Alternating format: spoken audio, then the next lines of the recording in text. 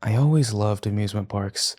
The dizzying rides, the lights that seemed to flicker like fireflies in the night, and the sugar-coated scent of funnel cakes that filled the air. But there was something about Eldritch Grove, the abandoned amusement park that had been shut down for over a decade, that sent chills down my spine. Maybe it was the rumors about the place, or the strange accidents that led to its closure. But when I saw the flyer for a night security job, I couldn't resist. The job paid well, and after all, it was just one night. Seemed simple enough. The sun was dipping beneath the horizon as I pulled up to the gates. Rusted and bent, they loomed like teeth waiting to swallow me whole. I pushed that thought away and walked through the creaky entrance, flashlight in hand. The silence was unnerving. No wind, no crickets, just silence. My boots crunched over the cracked pavement as I made my way to the security office, a small shack overlooking the park. I fumbled with the old-fashioned keys and pushed the door open. Inside, the air was musty, the scent of mold and rot filling my lungs.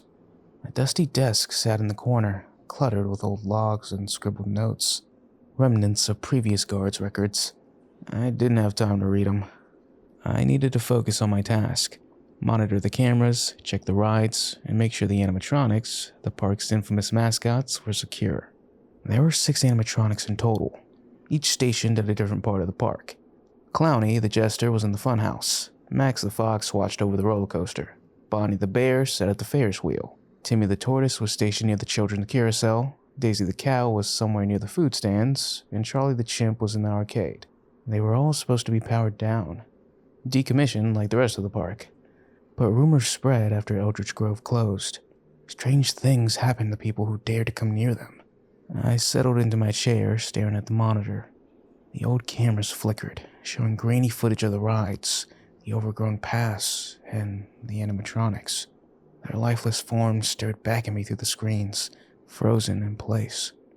Midnight struck, and the old grandfather clock in the corner chimed. I jolted as I heard something, a faint scraping noise coming from somewhere in the park. The cameras were my first instinct. I flicked through them, one by one. Clowny the jester, still. Max the fox, still. Bonnie the bear, still. Charlie the chimp? I paused. His arm had shifted. Just slightly, but enough for me to notice. My heart raced. I zoomed in, trying to convince myself it was a trick of the camera, or maybe the wind. But no.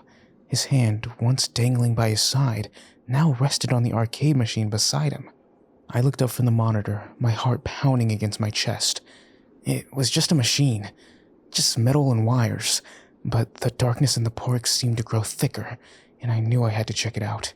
With flashlight in hand, I stepped out of the shack and into the night. My breath fogged in the cold air as I made my way toward the arcade. The once bright lights were dull now, flickering ominously in the distance. As I got closer, the sense of being watched washed over me, like eyes peering from every shadow. Inside the arcade, the stench of old grease and stale popcorn filled the air. The machines were all off, except for one. The dim glow of a screen flickered in the corner where Charlie stood. The chimp's expression, once a happy grin, now seemed twisted, distorted into something far more sinister. His mechanical eyes, glassy and unblinking, seemed to follow me as I approached. Nothing to worry about, just old rusted metal, I whispered to myself. Then I heard it. The sound of gears grinding, a slow mechanical whir. I stumbled back. Charlie's arm jerked, his head twitched, and slowly, ever so slowly, he turned his face to me. I ran. I didn't look back. The footsteps. No, the metallic clanking followed me out of the arcade and into the night. My pulse raced, and I could feel the adrenaline surging through my veins. I needed to get back to the office, to lock myself in. But then, I stopped. As I reached the central plaza, the path to the office was blocked by Clowny. His oversized shoes were scuffed, and his painted smile was a crooked, mocking grin.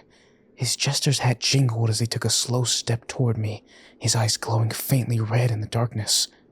I backed away, but behind me, I heard the sound of more clanking. Max the fox. He was moving too. This wasn't just faulty wiring. This was something worse. I darted into the nearest building, the funhouse. The twisted mirrors greeted me with warped reflections, my face stretched and bent in grotesque ways. My own distorted image was enough to make me shudder, but worse still, Clowny followed me in. His jagged laughter echoed off the walls, growing louder and more chaotic. I ducked into one of the mirror holes, trying to lose him in the maze, but everywhere I turned, I saw glimpses of him, his crooked smile reflecting back at me. I didn't know which way was forward anymore. The mirrors were disorienting, trapping me in a never-ending loop of terror. My breath was ragged, my heart pounding so hard that I thought it might burst from my chest. Then, in one of the reflections, I saw something that stopped me dead in my tracks. Behind me, in the dim glow of the funhouse lights, Clowny wasn't alone. Bonnie the bear had joined him. There was no way out. I could hear the animatronics closing in, their heavy, mechanical footsteps growing louder. I was trapped. I was their prey in this twisted game. But there was something worse lurking behind them. Something I had failed to notice at first. The animatronics weren't just moving on their own. They were being controlled. Not by machines, but by something ancient. The air grew thick, and the ground beneath me seemed to tremble as the truth clawed its way into my mind. The park was alive. It was feeding off me, off my fear. I could feel it pulse, a dark presence woven into the very ground, controlling these animatronics, twisting them into hunters.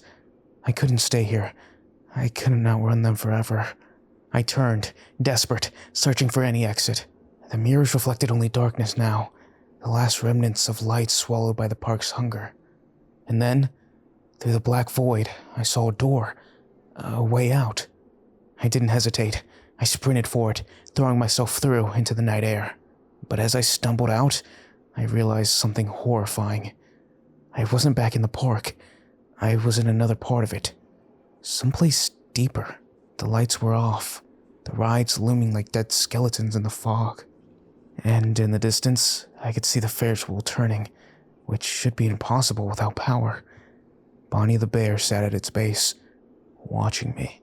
And then the voices started. Low whispers calling my name, like they knew me, like they always had known me. The animatronics, with their hollow eyes, weren't just chasing me. They were calling me home. I realized then what the logs in the security office had warned about, though I hadn't really even bothered to read them. The park wasn't just abandoned. It had claimed the ones who had come before me, and now it was claiming me. The last thing I remember before the world went dark was the sound of the carousel's music, faint and distorted, and the feeling of cold metal hands closing in around me. I didn't know how long it's been since then. Days, weeks, maybe years. I'm still here, in Eldritch Grove, waiting, watching. Sometimes I see the others, and the ones that came before me. They don't talk. They don't move. Except when the park wants them to. And now, I'm one of them. I can hear someone new coming. Another night guard, maybe. They'll find the same flyer, just like I did. And they'll come, thinking it's just an easy job. But the park is hungry. It's always hungry. And it always wants more.